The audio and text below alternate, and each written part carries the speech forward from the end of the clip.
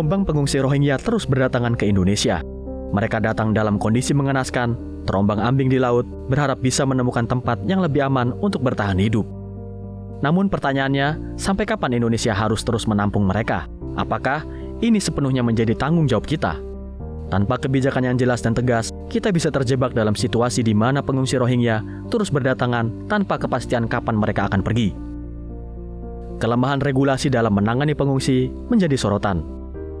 Perpres nomor 125 tahun 2016 yang mengatur penanganan pencari suaka dinilai belum cukup kuat dalam menentukan prosedur standar ketika pengungsi pertama kali tiba. Akibatnya, setiap kedatangan pengungsi selalu menimbulkan kebingungan. Sebagian besar kebutuhan pengungsi memang masih ditanggung oleh UNHCR dan IOM. Namun, ini bukan berarti Indonesia bisa lepas tangan. Pemerintah daerah seringkali harus menangani dampak sosial dari keberadaan pengungsi, mulai dari ketegangan dengan masyarakat setempat hingga keterbatasan sumber daya. Karena itu, Indonesia harus segera memperjelas batas keterlibatan dalam isu ini. BKSAP DPR RI menegaskan, penanganan pengungsi Rohingya bukan hanya tanggung jawab Indonesia, tetapi juga negara-negara lain di ASEAN. Forum AIPA menjadi salah satu sarana untuk menekan Myanmar agar mengambil tanggung jawab atas warganya sendiri.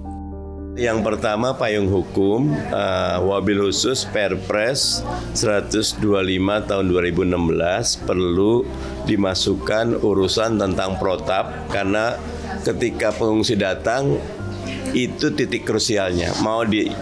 Penanganan selanjutnya bisa, tapi dia harus ditempatkan di mana, diproses oleh imigrasi dan UNHCR, baru kemudian ada proses-proses berikutnya. Kalau bab anggaran tentu kita harus melihat alokasi, tetapi kita ingin tadi orkestrasi dan kolaborasinya berjalan, karena kadang-kadang anggaran bukan masalah. Teman-teman, sebagian besar anggaran untuk pengungsi ini di-cover sama UNHCR, oleh IOM, oleh tugasnya Pemda dan pemerintah pusat atau kita DPR betul-betul menyiapkan perangkat aturan dan orkestrasi yang baik sehingga mereka bisa bekerja. Sejak awal, negara kita bukan tujuan akhir mereka. Maka pemerintah harus segera memperjelas regulasi, memperkuat koordinasi antar lembaga, dan mendorong ASEAN untuk bersama-sama menangani masalah ini.